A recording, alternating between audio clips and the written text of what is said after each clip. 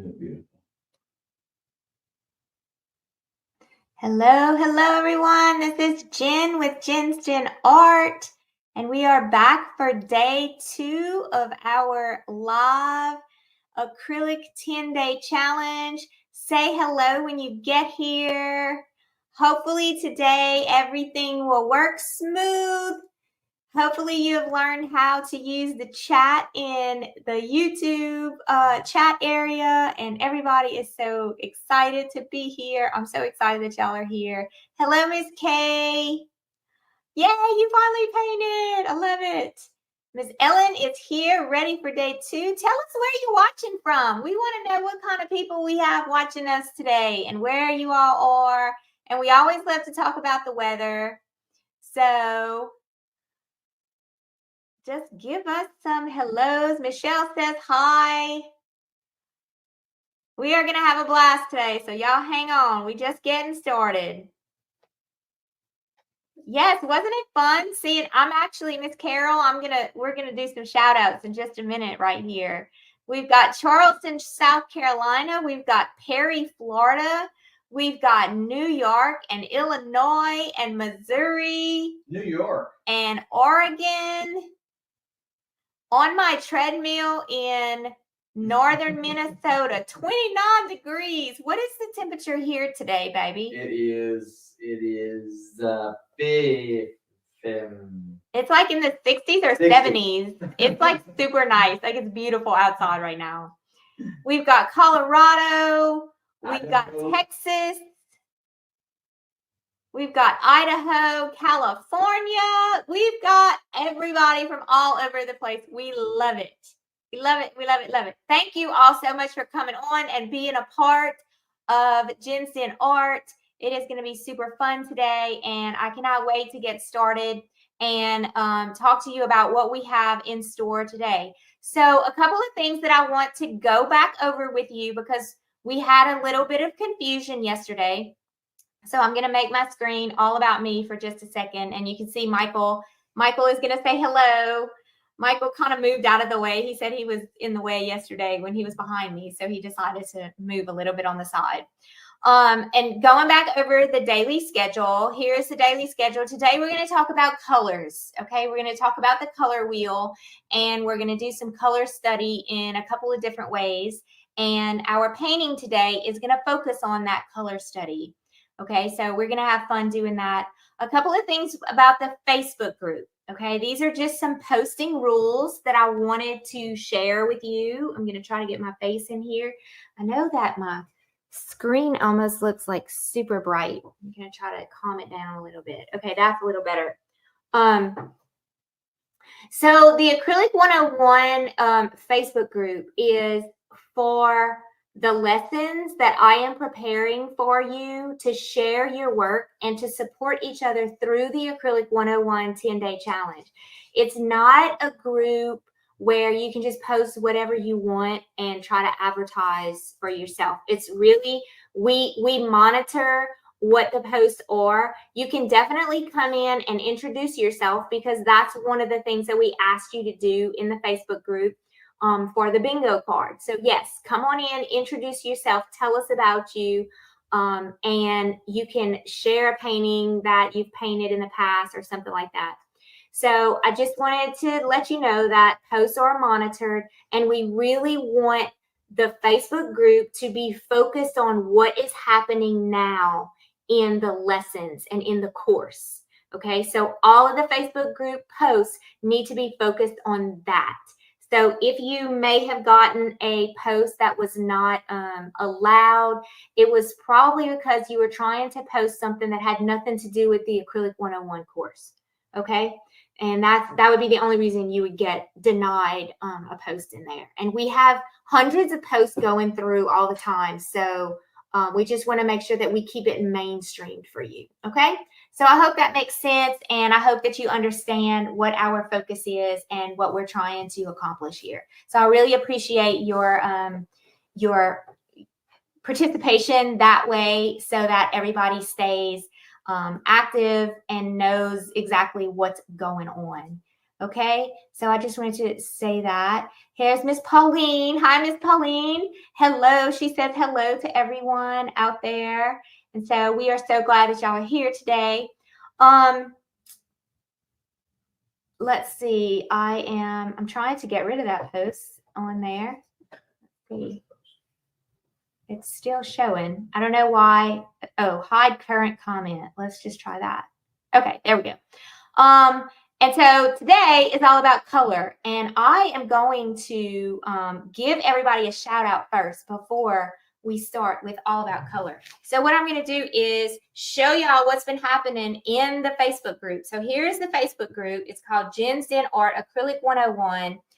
And we're just going to give a really big shout out right now. If I can get my iPad to work for me. Miss Linda Batten posted her first day challenge. And then here's Miss Susan. Thank y'all all so much for posting. Look at that, how awesome that is. Miss Susan says, parts I like, parts I don't like, but I am learning, and that is the important thing. And yes, ma'am, that is exactly right. And that's what we wanted to hear from you. Miss Curry is very excited about the bingo card. I thought this was the cutest post ever. I wanted to share that with y'all. Miss Karen did an awesome job. Look at Miss Karen. Isn't it so awesome to see how you can create all that depth with all the different values just using 2 colors? This one is super exciting. Look at this. Look at Miss Dawn. I just love the color scheme in here. It's just really good. What does HWK stand for on the bingo card? Homework. Oh. Yeah. If you were a teacher, like I was a teacher, you know what HWK stands for. Here is another post by Pam. Y'all, if y'all have not scrolled through and given love to everybody, look at that, how beautiful. I just think they came out so good. Y'all are doing an awesome job, and I hope that, look at these colors. This is probably like a burnt sienna, right? Quote, interesting update. I tweaked my painting. It was really bothering me. I'm thinking this is a burnt sienna, but both of them are just beautiful. Look at those colors, how pretty. That's a very common underpainting that I see a lot of professional artists use, and I just love it. It's beautiful. So I'm so super excited. Y'all, there's hundreds and hundreds of posts in here. People introducing themselves, Miss Laura, and even some people they took their own photo. They took their own photo and tried the whole challenge that way, and I thought that was super fun. So remember, if you're playing the bingo card, oh, look at these colors too. Look at Ronnie. It's gorgeous. I love going through this at night and looking at all of your posts. So continue to post because it's super fun. And if you're playing the bingo card, make sure here it says post a pic of day 1 homework in the Facebook group. Okay. Say hi to Jen on day 1 video. You get a square if you do that. What else do we have for day 1? Comment on 3 of someone else's day 1 post, okay, in the Facebook group. So there, if you did that, you get to color that in. I don't think I have anything else. Follow Jen's Den Art. You can color that one in. Subscribe to Jen's Den Art YouTube channel. You can color that one in. Introduce yourself. Join the hub. So yeah, you have a lot of blocks that you should already have colored in. So once you get 5 in a row, it's going to take a couple of days for you to get 5 in a row. Once you get 5 in a row, post a picture of your bingo card and your name will be submitted into a drawing for prizes. So, yeah, that's the right one. Okay, so I'm going to add this to the stage. And I'm going to take this one down. And now you will be able to see, we want to go to slide 1 and not slide 14. Okay, here we go. So we're going to talk about colors today. We're going to talk mainly about 2 different special areas, and this is only going to take about 10 minutes, and then we're going to go ahead and paint using the information that we are discussing today. One of them is we're going to talk about the color wheel. The color wheel, if you don't have a color wheel, all you have to do is type in Google color wheel and all different types of color wheels will come up. Okay, so one of the main things I want to talk to you today about the color wheel is that we have warm and cool colors. And I made a comment the other day, and it kind of took me by surprise, but I made a comment the other day, oh, I need to change the temperature of this color to work better in my painting. And I got a lot of questions on, what do you mean change the temperature? And so what I was talking about is I need to make my color a little bit more warm rather than cool to have a nice harmony in my painting on whatever specific painting I was working on at the time. So I just want to make sure that you understand that there are warm colors and there are cool colors, just like there's a hot and a cold on your water. Okay, your hot water has a little red dot at the top of it, so you know that your warm colors are on the red side. And then your cold water has a little blue dot on the top of it, so you know that your cool colors are on the blue side. So this is basically the breakup of the warm and cool colors on your color wheel. Okay, your reds, your yellows, your oranges are very warm. And then your cools are mostly your blues and your purples and your greens. Okay, now all of these colors have a variation as well, though. All right, all of these colors have a variation as well. Like you can have some warm reds and some cool reds. Okay, so that's like a whole nother level that we're going to just touch on a little bit, but that I just want to make sure you understand that there is so much to learn about painting and color theory that I cannot do it all in just these 10 days. Okay, so I'm going to just touch on the main components that I think you need and to help you understand a little bit more of things. And I hope that helps you in the long run. So another thing we're going to talk about here is it's the same color wheel. It's just a different picture of the same color wheel. All of the colors are placed in the same area. But this is making you focus on the complementary colors of one another.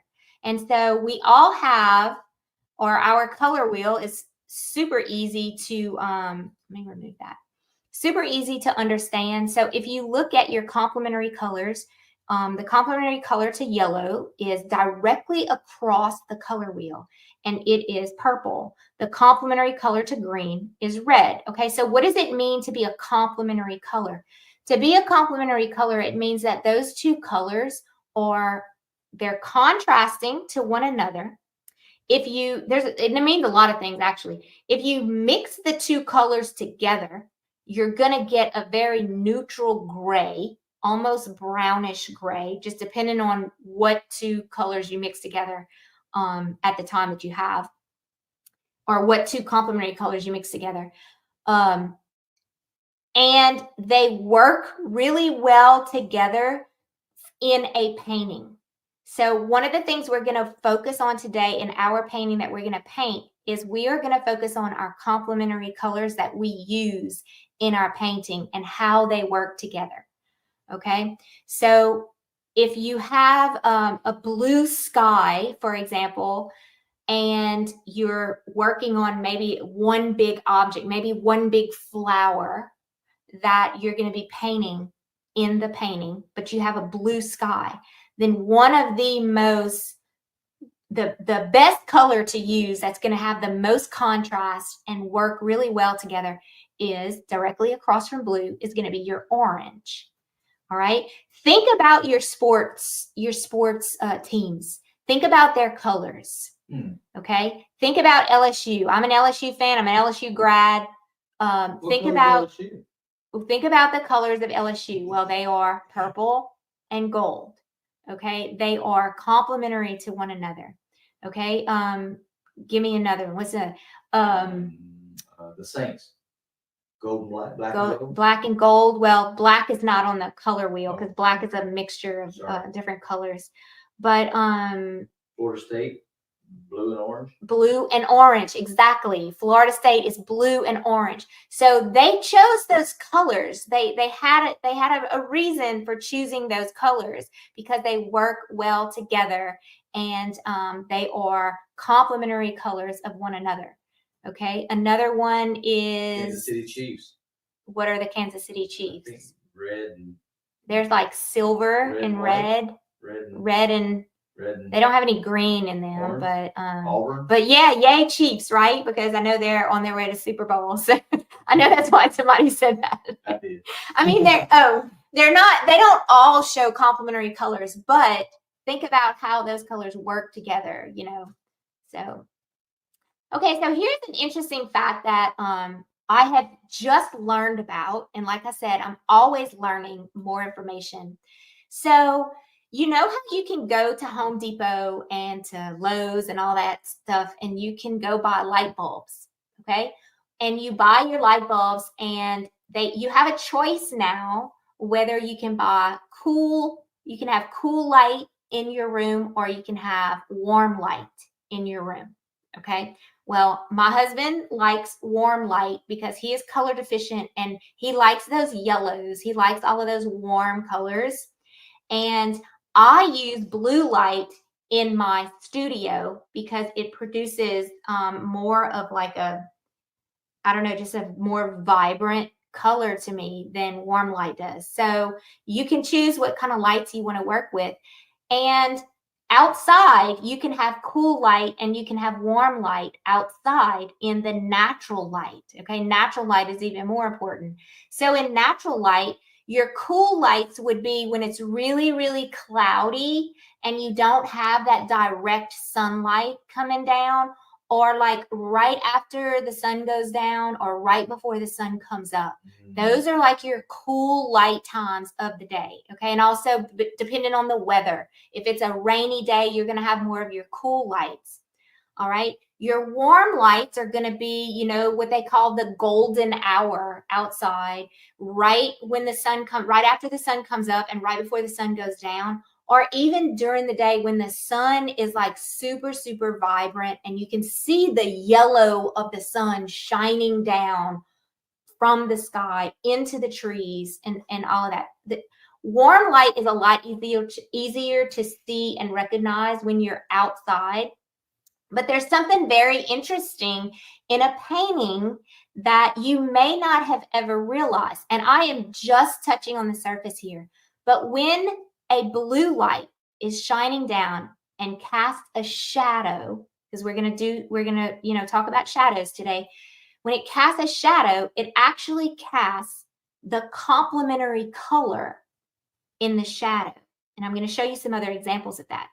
When warm light is being casting down, it produces the complementary color. It produces a blue shadow. So I thought that was super, super interesting. And I have been studying more and more paintings that actually show that in their paintings. And we're going to look at some right now. So here's an example that I wanted to show you. Here's a warm light coming in from, you can tell that it's sunlight coming in from it looks like the top right, okay, or maybe like the middle right. There is some sunlight coming through. And so this is some warm light coming through.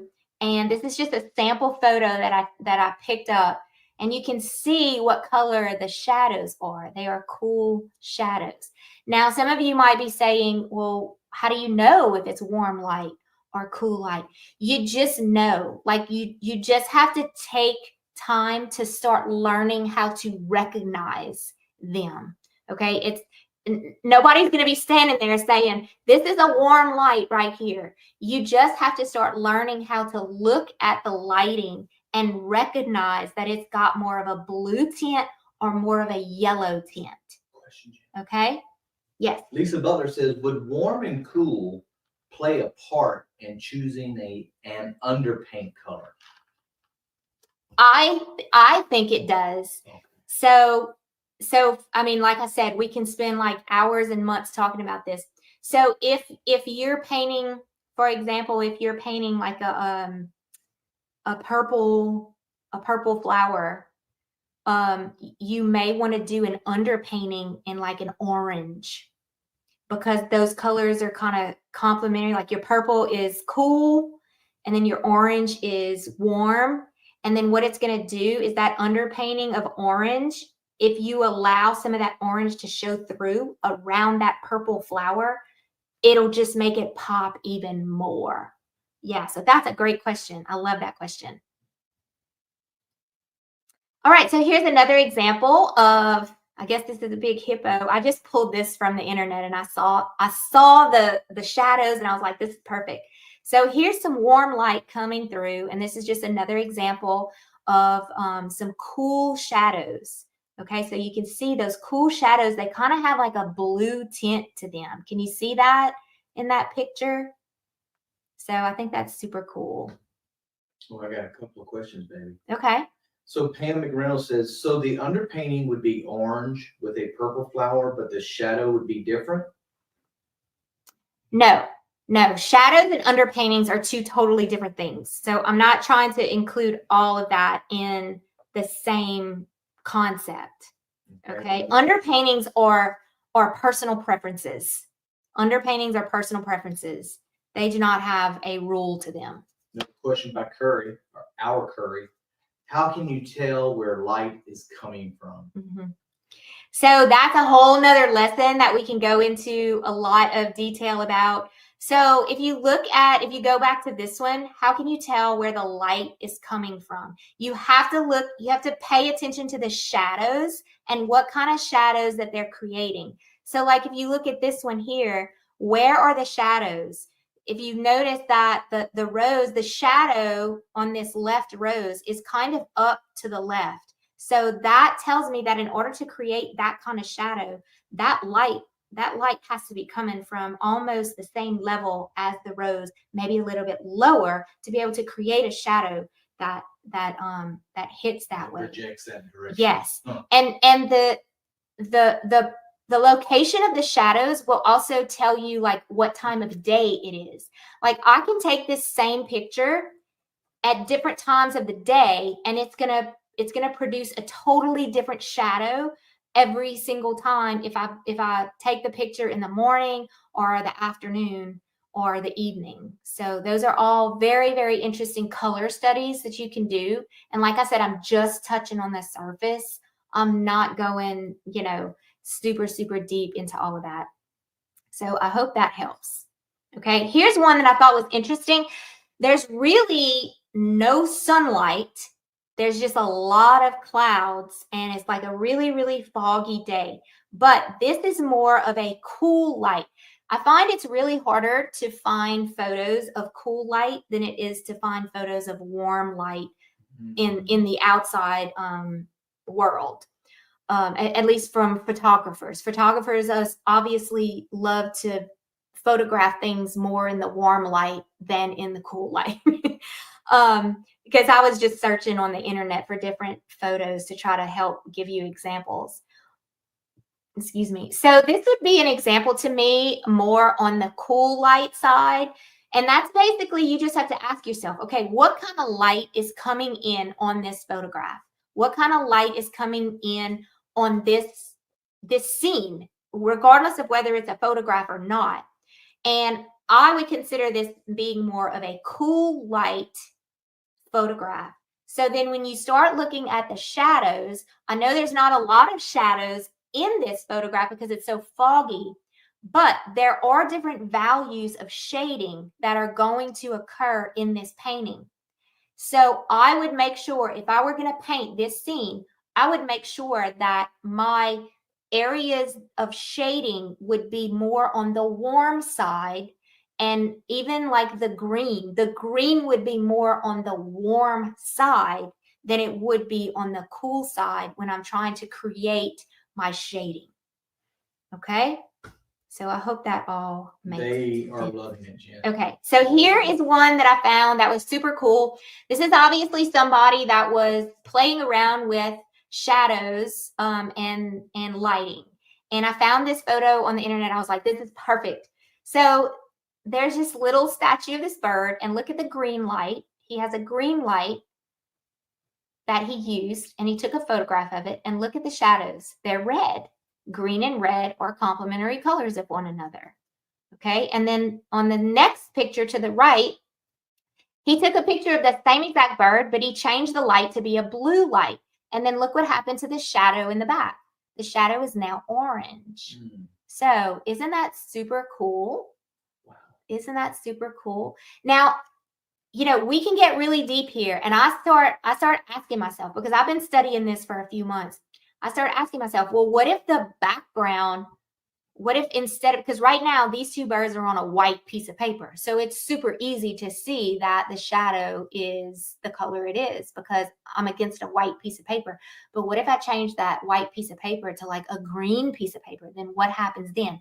Well, that's a whole nother study that I'm trying to learn myself. And I think it's super interesting. So yeah. All right. So I just put the color wheel back up here again because we're going to focus on our complementary colors today. And I really love complementary colors. I use my color wheel a lot dealing with complementary colors because here's an example of two apples that are supposed to be almost the same exact apple. I know they look a little bit different with the colors, but the reason why they look a little bit different is because of the background of the apple. The one on the left, the apple has a green grayish background.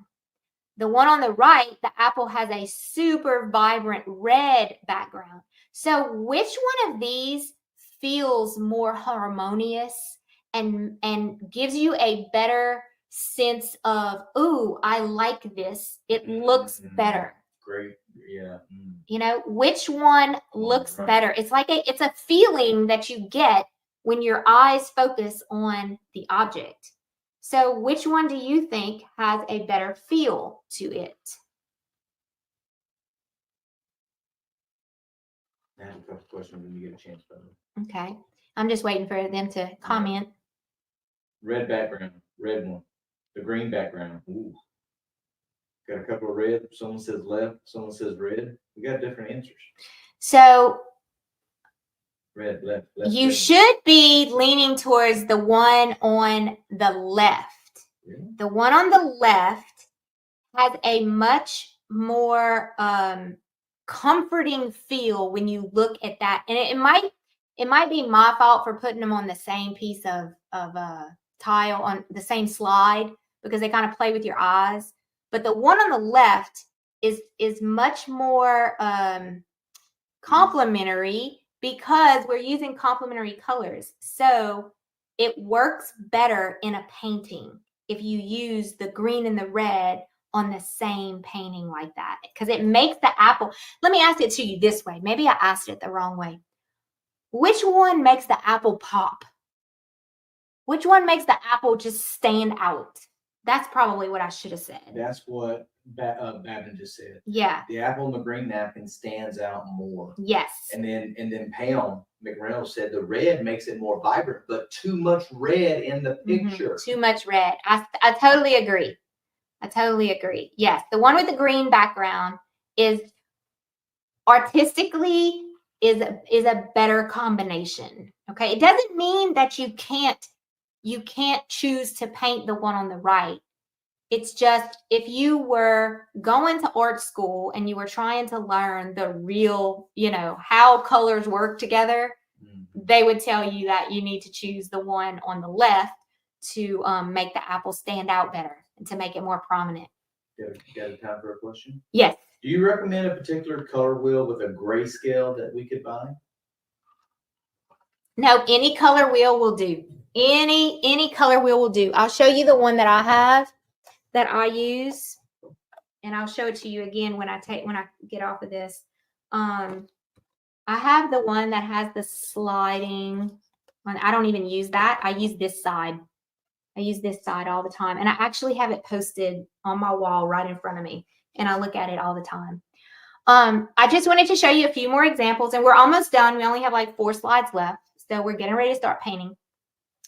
These are some examples of Vincent van Gogh's paintings where he used complementary colors in his paintings. And you can see the complementary colors are very vibrant in here, the blues and the yellows, and also kind of like the purples and the oranges. And these are just 2 examples that I pulled from his work that are examples of your complementary colors.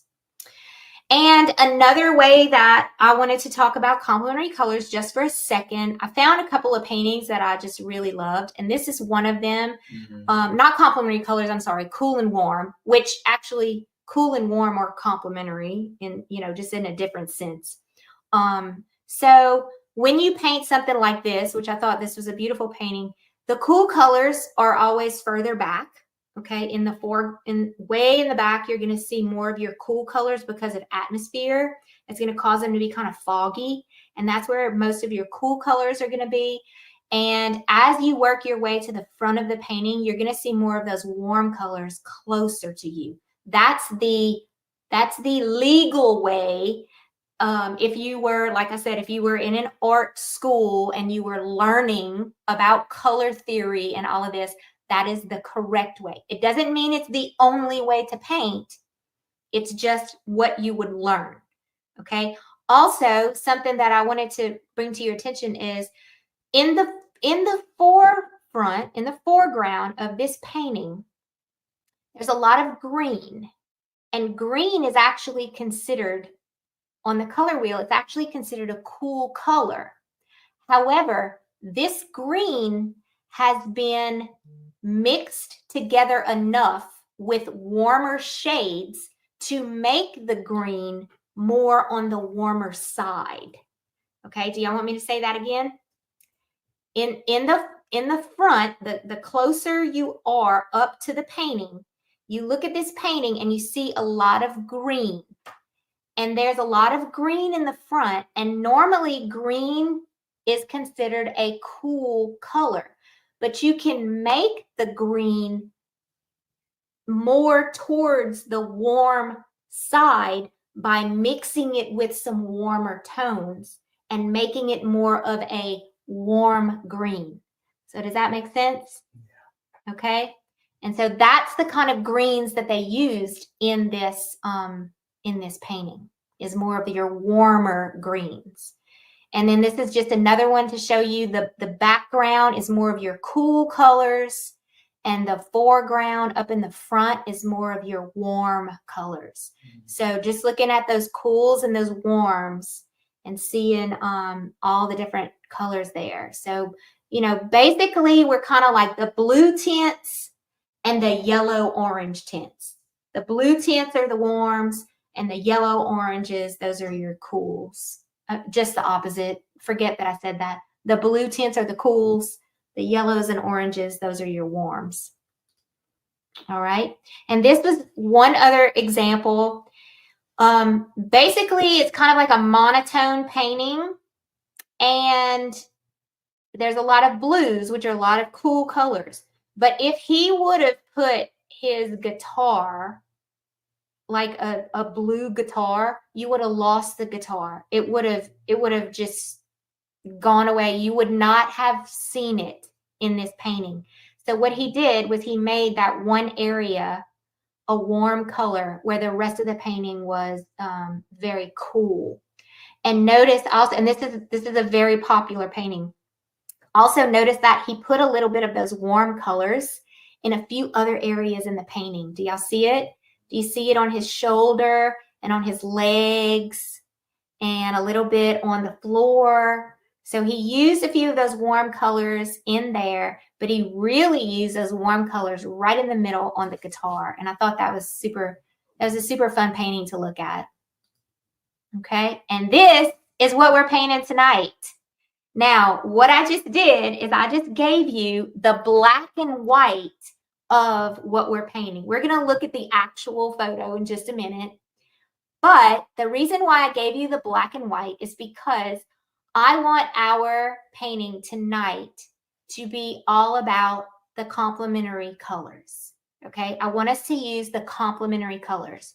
So this is basically a set of wildflowers, and it's facing the sky. Okay, so if you look at it in black and white, this is just a fun little tidbit for y'all. What colors would you want to use on the flowers if you were painting this and you were just given a black and white photo? and you didn't know what the real colors of the flowers were.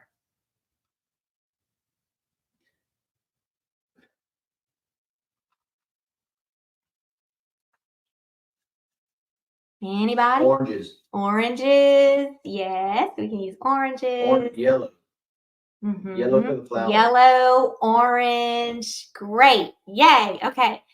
And think about all of the peach, coral. peach, coral. Yes, they would all work.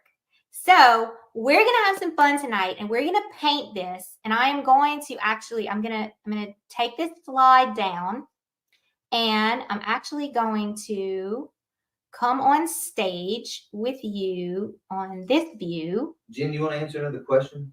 Yes, while I get this. Breath, so it's hard to get it in. I know, I'm sorry. While I get this to show up, I'm going to, let's see if it shows up. Go ahead. Carrie asked, and it was a while ago,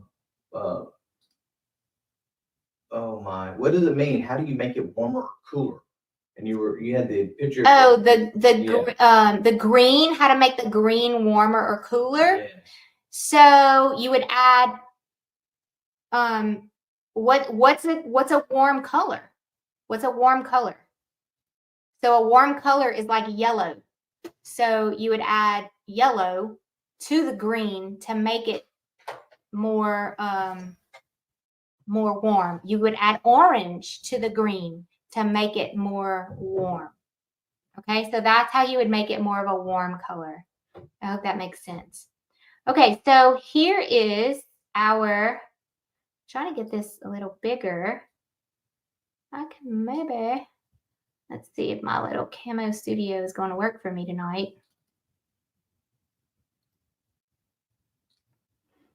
Well, I can show it to you here. Here is our painting. This is the original photograph. Okay, this is the original photograph. Now, we can vary the colors. Okay, we can vary the colors, but the main thing is the reason why this photograph is such a beautiful photograph is because of the way that our eyes work with the different colors. The yellow and the blue are beautiful because they are complementary colors to one another. And because of that, and look, if you notice in the background, all the way in the background, you can see a little bit of purple back there. So they're adding a little bit of cool in it. And y'all, I want to talk to y'all about something that I just kind of understood. And I'm still, like I said, I'm still learning.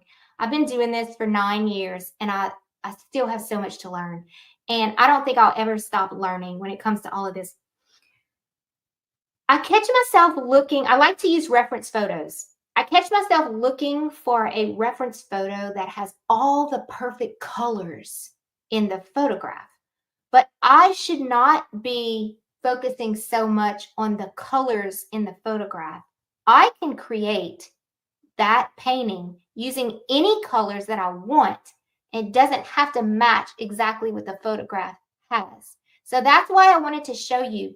I can create that painting in black and white, even though I have a photograph of it in black and white. I can create a painting of it using any colors I want. But if I know more about the color theories and the whole color study, then I can just use the reference, okay, the inspiration, and I can create it and do more with it than what I could have done before if I didn't know all about the whole color study. So I hope that makes sense to you.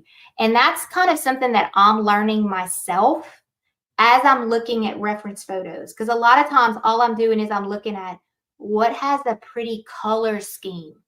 No, let's look beyond color. Let's look at the composition.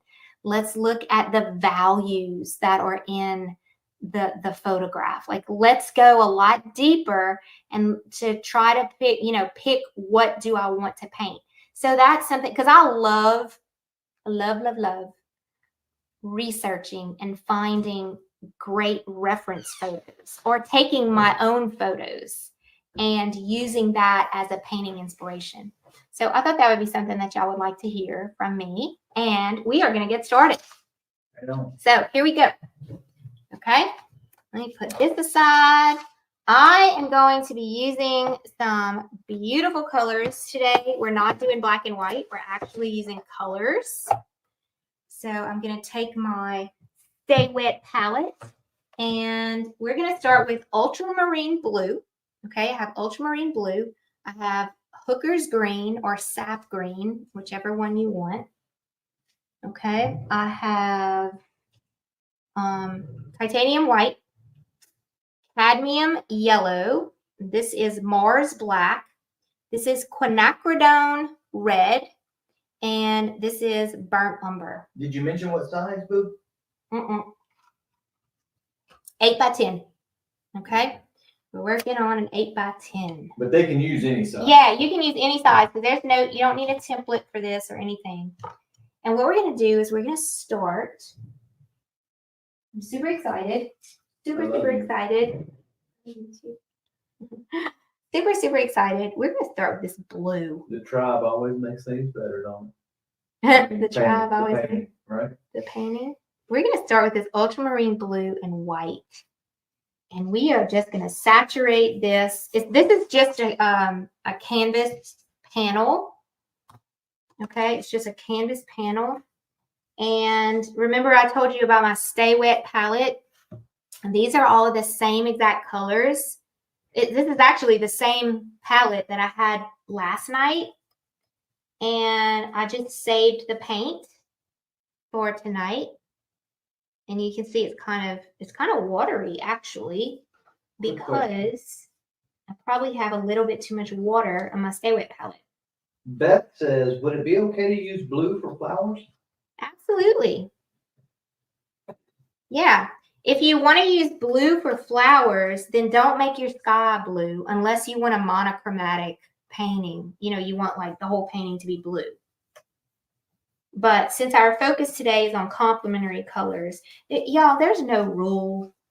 In the long run, there's no rule in painting, because when I was researching to find, I say there's no rule. There is a rule, okay? We do follow rules, but not everybody, not all artists follow the rules. They make their own rules and they are successful. And a lot of people are asking us, Jen, first, like, are we allowed to do some other complementary colors? Yes. And do you ever tone your paintings first? Yes, like the background. Mm-hmm. Yes, I love to use orange in my background. That's my favorite. Oh, Carrie asked a crazy question. Uh-oh, Carrie. You put me on the spot? Swedish washcloth. I have no idea. I think technically it's a washcloth from Sweden. It's a washcloth from Sweden. All right, that's about right. All right, so I'm going to bring this blue all the way down. Now, I have watched artists that will say the top of your sky needs to be darker than the bottom of your sky. So make your sky, you know, a little bit more gradient. But, you know, we're almost painting like a still life in a way.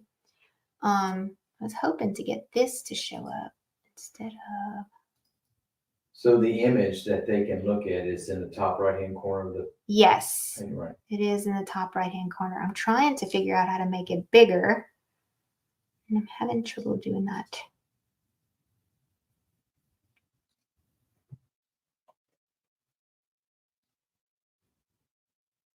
I can show it to y'all every once in a while in the main screen. Needs an help, No, it's just one of those little tech issues that, you know, sometimes it works and sometimes it doesn't. Jim, where can I buy that water bin? Oh, this? Mm-hmm. Okay, so I bought that on blick.com. It's got two different areas. I always like to use 2 different areas for paints. One is for clean water and one is to actually clean my paintbrush. The one for clean water is to just wet my paintbrush to give me a little more moisture in my paints. And the one on the right is is the actual like messy water cleaning your paintbrushes. Because if I'm trying to use a white and I need a little bit more moisture on my paintbrush, I don't want to dip my paintbrush in the cloudy water.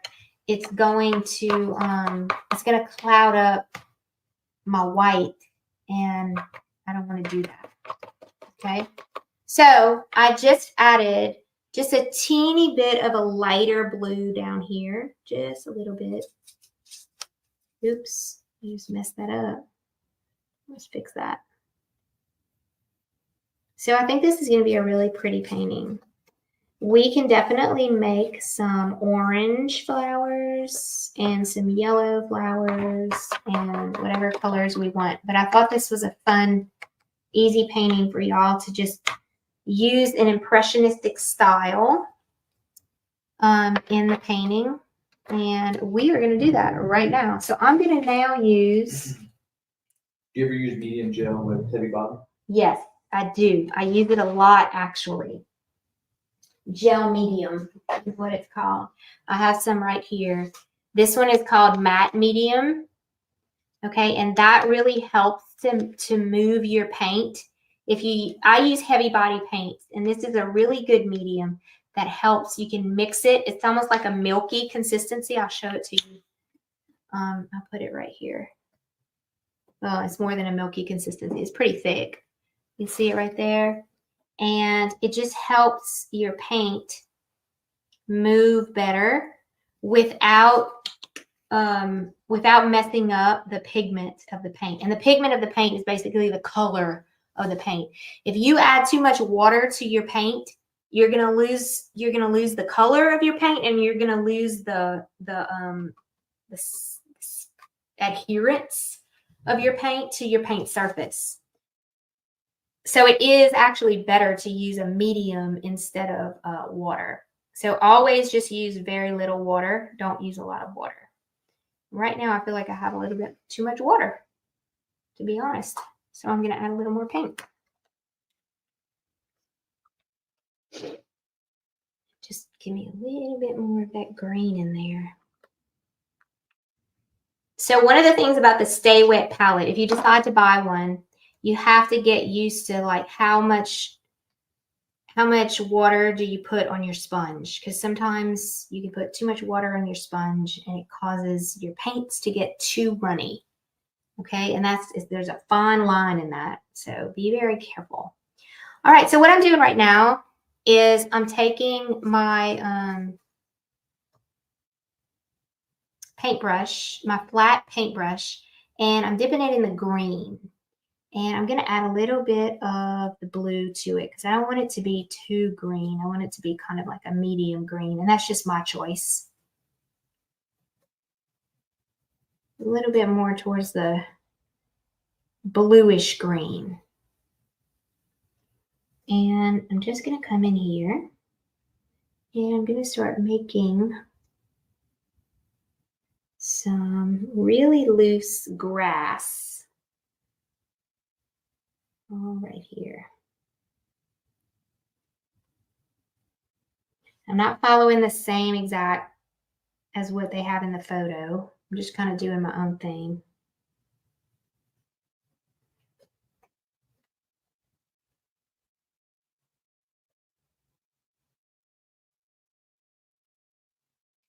Remember, this is just a reference. This is not the exact painting that I'm trying to create. Jim, maybe, I don't know, maybe you can, later on, you can show them how you got your paint on the wall.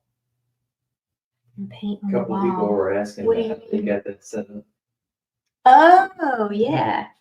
I have a video for that. I could share it with y'all.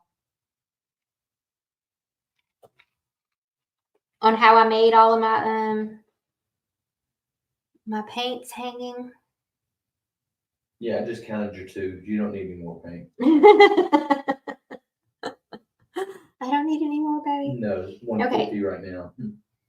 No, that's only what's on the wall. Did you count what's in that craft pack right there?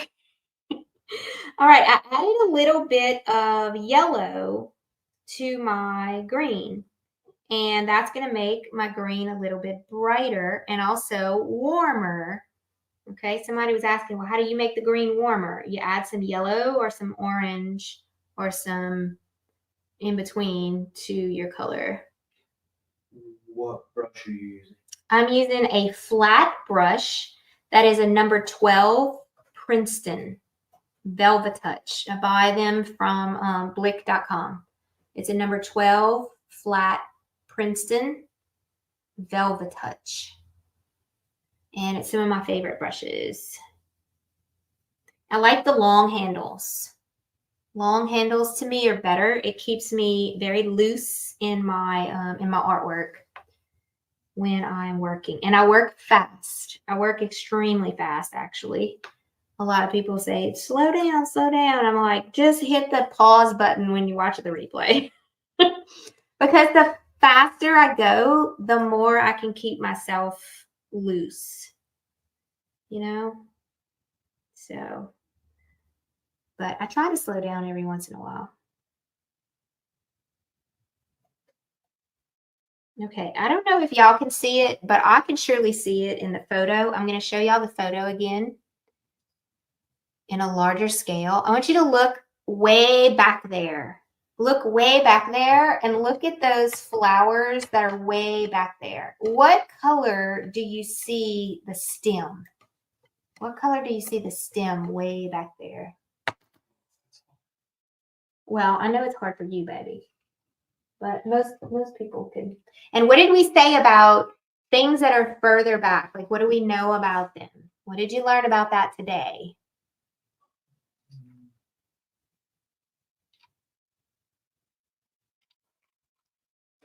Anybody saying anything? Let me see. Okay, Pam, talk to you later. Oh yeah, got a bunch of, looks like blue, blue, purple, blue, blue, dark green, or Right. blue, purple. That's right. So what I'm doing right now is I'm making like a purple. I'm making like blue-gray. Blue-gray, right. Blue. So I'm using blue and red. Shout out to Pam, Mom. Bye, Pam. Shout out to Pam. Bye, Pam. Use my ultramarine blue and my ultramarine. Maybe I'm using cadmium red deep for my blue. I'm gonna make kind of like a bluish purple here. I'm gonna add just a little bit of white.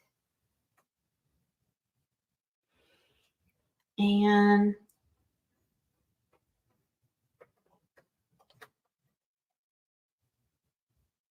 I'm going to work in some stems that are just a little darker.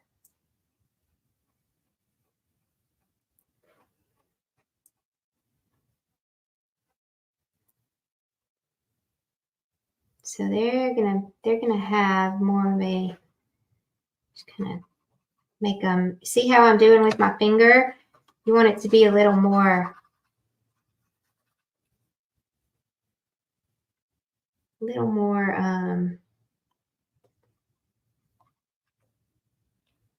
blurry, I guess.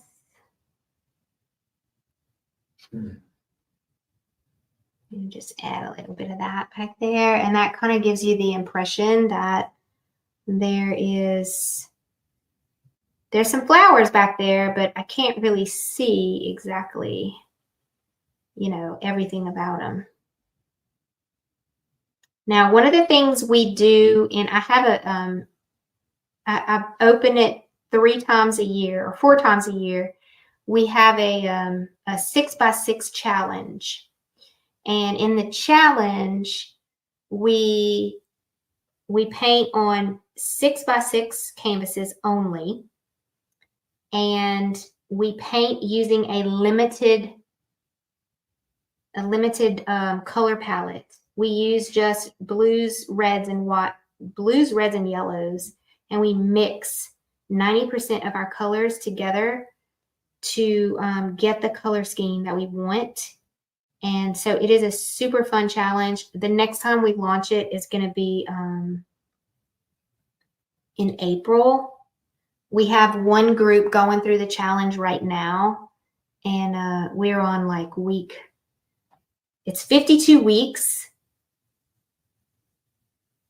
And right now I'm just to change the subject real quick, I'm just coming in with my lighter purples.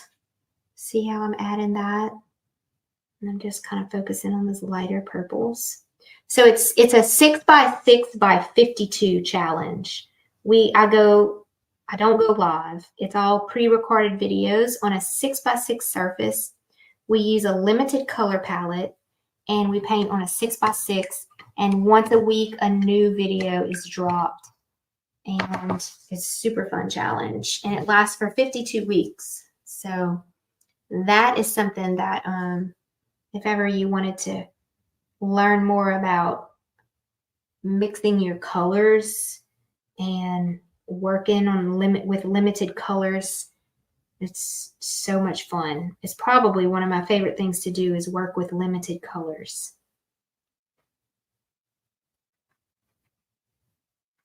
Okay, so I think I'm on a good track here. What do y'all think?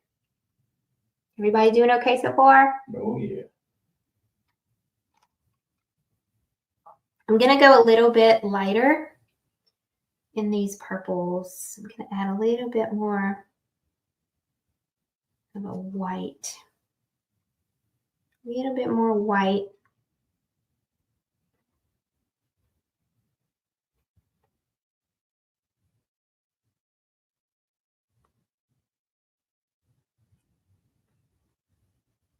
Keeping it very loose and very fun.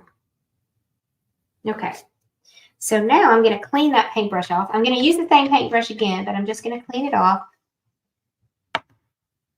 And this is just an old rag I use to wipe my paintbrush off. And now I am going to take some yellow and red. I'm going to mix those two colors together. I'm going to make a really pretty orange.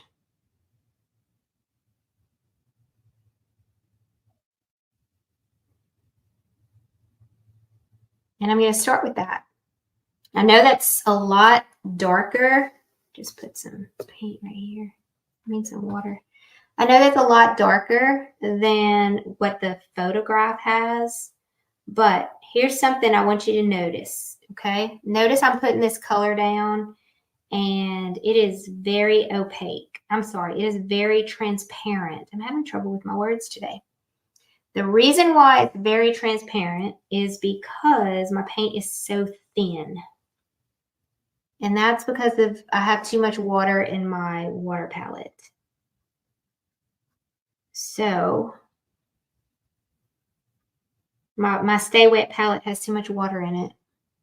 So I'm going to bring in a little bit more. Let me come in here. And when you use craft grade paints, you're going to see that more often. And then because I have too much water on my Stay Wet palette, I'm going to see it as well. So basically what's happening is I'm going to have to put a few more layers than I thought I was going to have to put for these colors.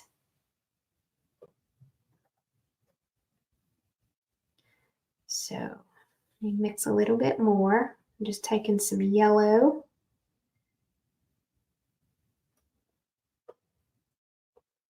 And I'm just coming in right now with a lot of oranges. And I'm going to add more yellow in just a minute. Let's see.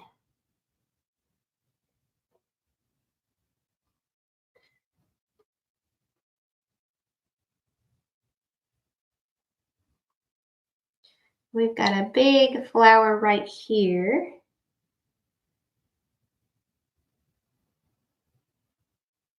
Let me add some white to that and see what happens. We've got another one right here.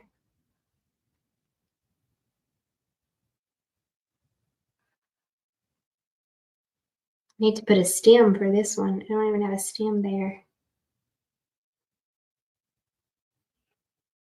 Let's get some right here.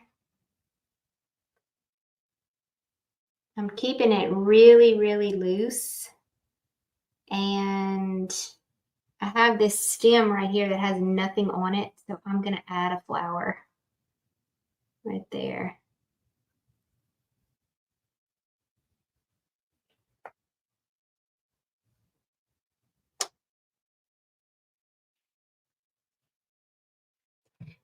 And I'm going to bring in another sheet that's not in my Stay Wet palette. And I'm going to add some yellow to it. Because my Stay Wet palette is making all of my paints too transparent. I'm here, Mama. Okay, you were quiet back there. I was just Reading checking on you. comments. Okay. No questions yet. No questions? Okay, so I'm going to put some more yellow on my palette here.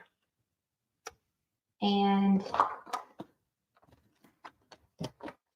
a little bit more red.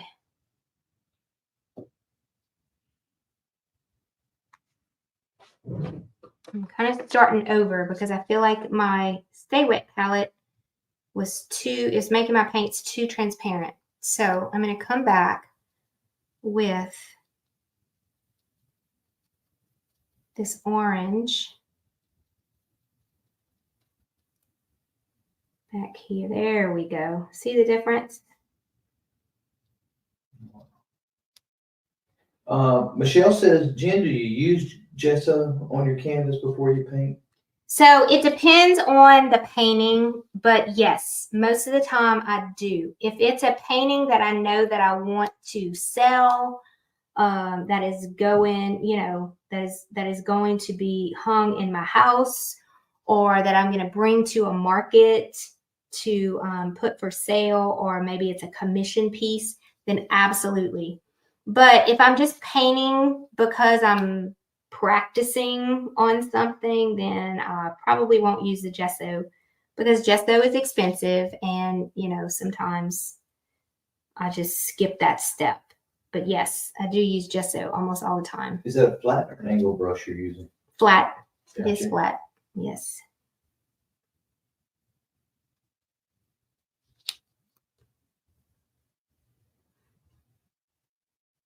So I'm coming back with all of these beautiful yellows and oranges. And you can see that my colors are working much better now because they're not watered down like they were previously. And you can start seeing all the different yellows and the brights and the darks, and that's what I want. And Pauline says, don't canvases come gessoed already? They do they have like a very minimal cover of gesso. So what I have experienced over the years is you can buy all different kinds of canvases. Okay, some canvases are very well gessoed, some are not. It depends on the product that you buy, and product is based on how much you're going to pay for it and all that good stuff. But I'm coming in with some lighter colors, y'all. But some canvases they still have like all those little holes, you know what I'm saying? And I like my canvases to be a little more smooth. So I use the gesso as a primer to kind of make my canvas even more smooth than what it was when I buy it. Okay, so let me talk to y'all about my thoughts in this painting. Right now, I do not feel like I'm doing anything good. Okay, I have a lot of little things that all I'm doing right now is I'm just coloring in colors, basically. I'm just bringing in some colors, and there's no good definition happening. It's just a bunch of colors yellows and oranges and all of that. So I'm going to focus now on starting to get in my different shades of yellows. And the more I can bring in different shades of yellows, the more you're going to start seeing all of these flowers come to life. Another quick question, babe. Mm-hmm. How many layers of gesso do you usually put on your canvas? Do you sand your canvas after you gessoed? I heard of someone doing that on an acrylic group that I'm on Facebook. Mm-hmm. I do not do that, but that is a normal practice that a lot of professional artists do actually practice. But I don't. I do not do that. I don't feel like I need to. It's totally, totally up to the person. If they want a really, really, really nice smooth surface, like no little dots in your canvas at all, I'm bringing in some Hooker's green because I need a little bit more of some stems. This flower right here has no stem. Wow. Good catch there. Yeah, and this one should have a really bright. I think I know this answer, but I'm going to ask a question anyway. My gesso is running. What kind do I need to buy? It's okay if your gesso is runny. Right. And you can just put some, like if you're using, you can add paint, right? Yeah. Yeah. Yeah. To thicken. Yeah. Yeah, I have all different levels of gesso. I like the one that's thick though. Pauline says, rather than the oranges, can you use white under the yellow for better adherence? Yes. So white is always going to add a little bit of opacity to your painting. So if you put some white, like if you're having trouble getting away from the transparency, but you can actually allow yourself to change the value of your paint color, you can always add white and it always makes it more opaque. Okay, so let's start focusing on these different, right now it just looks like a big blob and I don't want it to look like a big blob. Okay, so what I'm going to do is I'm going to start focusing more on specific components and get in there a little more. And one of the things I'm going to do is I'm going to start focusing on some of the grass, some of the greens.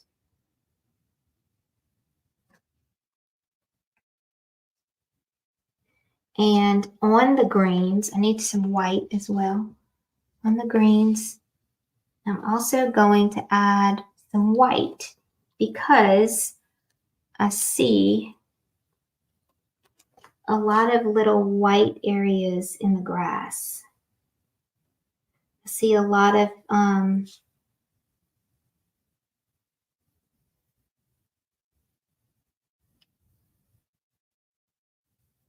stopped talking, didn't I? I got all I see a lot of highlights in the grass. So I'm going to start by bringing those up and just adding a really lighter green. And I'm just kind of touching on the edges of the different strokes of grass. Do you ever mix your white paint with gesso for a more matte texture? Mm-hmm. Yeah. I do it all, y'all. I do it all.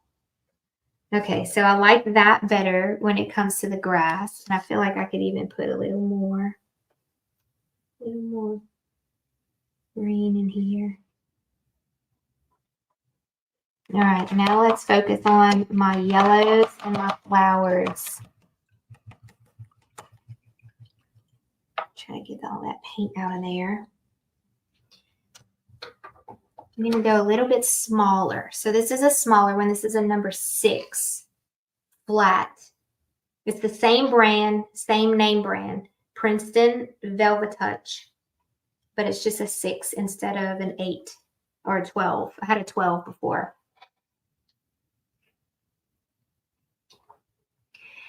And I'm going to really start focusing on different values. And I'm going to start with the darker values. So I'm going to bring in a little bit of the red and a little bit of the yellow. And sometimes you think when you look at a painting or you look at a photograph, you're like, oh, this is going to be easy. And then when you start getting into it, you're like, oh, this is not as easy as I thought it was. And then it becomes a challenge. And that's basically what I'm doing right now is I'm dealing with this challenge. But you know what? One of the things, being an educator all of my life, it does not, it doesn't bother me at all that I don't have it right, even though I'm live with y'all. I think it's so important for y'all to see that, oh, she made a mistake and how's she going to fix that mistake? Or, oh, that's very interesting to see how, you know, how she dealt with. I used to love to do that in my math classes. Really? I was like, yeah. Oh. Some of my students would say, well, what if you did this instead of this? I was like, and I would say, well, I don't know. Let's do it. Let's try it. Let's see what happens. And that to me is, it's a learning experience for everybody involved, you know? Yeah. How much fun is that? Yeah. Why wouldn't you not want to be a part of that?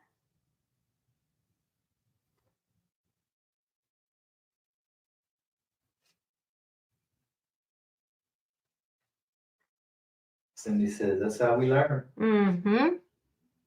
She actually put, that's how we learn, suckers. I don't know what that Nuh-uh, means. she did not. I know you would have said that. That's how we learn, suckers.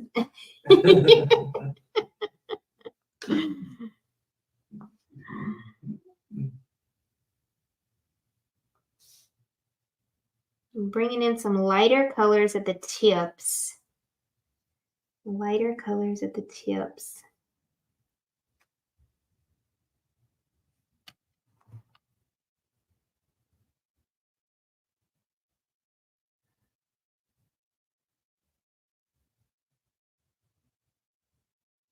And something else you could do, which is a totally, different than what I'm doing right now, is you could have kind of like drawn it out first and then told yourself, okay, I don't want the blue sky to be behind the flowers. And so we could have painted the flowers first and then put the blue sky in afterwards. That's another way of painting, which we will do on a painting in this challenge. I'll show you how to do the negative painting as well. Oh, here's an interesting question. What's that? Do you ever find yourself going back to a canvas and tweaking things? I cannot seem to stop. Yes, all the time. I highly recommend. Curry's the same way. She says, I have a hard time knowing when to say it's done. Mm-hmm. Go ahead. All right, so I'm mixing the blue. Nope, saying the wrong color. I'm mixing the red and the green together to make kind of like a grayish color, because red and green are complementary colors to one another. And I see a few areas in my flowers that I could use some of this grayness to come through. Just a few little areas. You don't want to go grab a new color and try something, with making like some muted colors. You want to take the colors you have and mix them together to make a darker color. If you go and try to grab a different tube of paint that's not already engrossed into the painting somewhere, like those colors are not in that painting somewhere, then it's going to mess your whole painting up. It's going to mess up the harmony of the painting. So you have to try, if you want to bring in a darker color, like I'm bringing in almost like a purplish gray, I created that color by using the colors that are already on this painting and by mixing them together. And it's basically saying, okay, well, I'm using some darker shades of inside those colors. Those, like this color, I can see that some of that purple is in that color. Does that make sense? It does, but it does.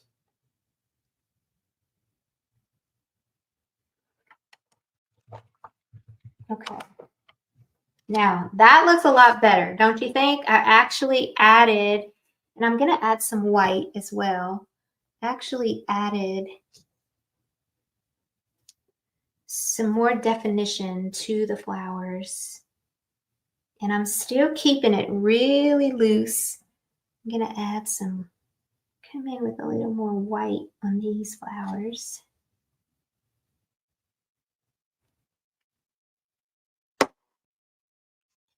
That's my cooler area. I love the contrast of these colors, don't y'all? Mm-hmm. It's very nice. Very, very nice. I know I started going crazy. Mm. A little more.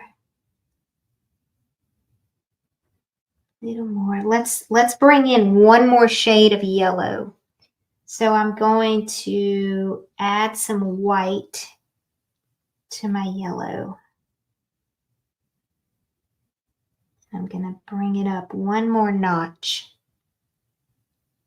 A little bit brighter.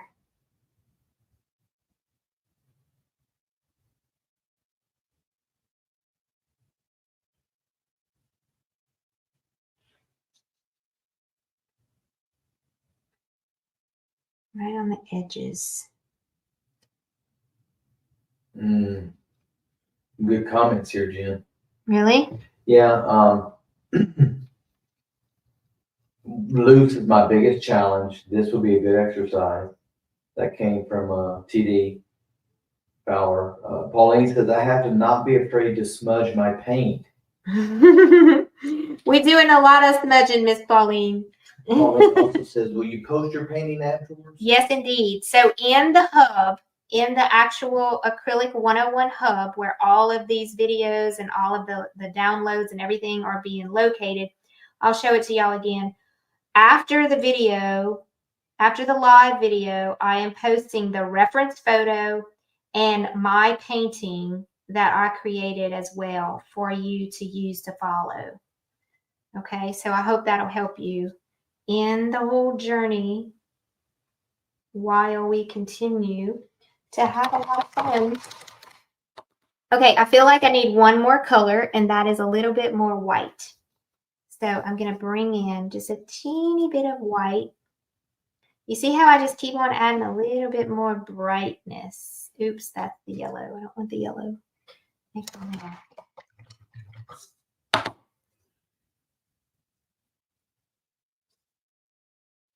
Little bit of white. Smudge, smudge. I'm grabbing my white from my Stay Wet palette over there.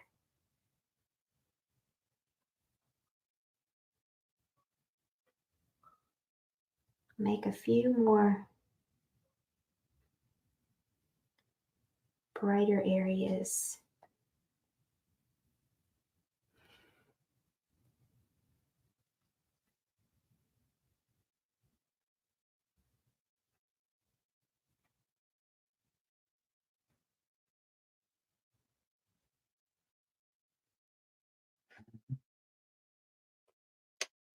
And I know it does not look anything like the actual photograph, but like I said, we're not trying to recreate a photograph. If all we were trying to do is recreate an exact photograph, then why paint? All you have to do is go take a picture. And I don't want it to be a picture. I want it to be a painting. And I want to use the picture as an inspiration for the painting. Yeah. Nice.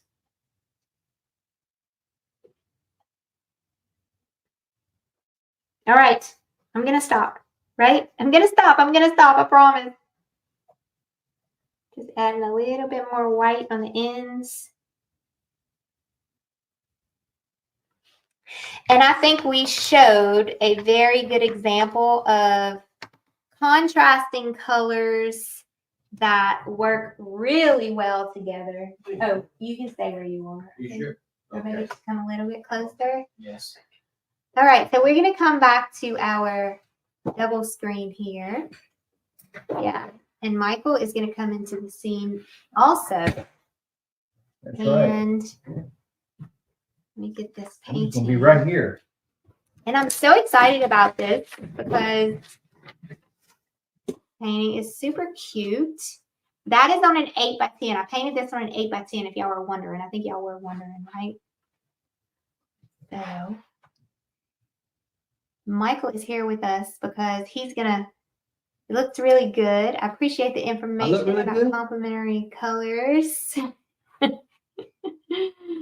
Miss Pauline says, I appreciate the information about complementary colors today. That color wheel was intimidating to me. It is so much fun to use a color wheel. And we talk about it a lot in our membership as well. So I'm glad. Thank you so much, Miss Pauline. Thank you, TK. Thank you, Elaine. It looks better than the photo. You're my kind of people. That's a great comment. I love that.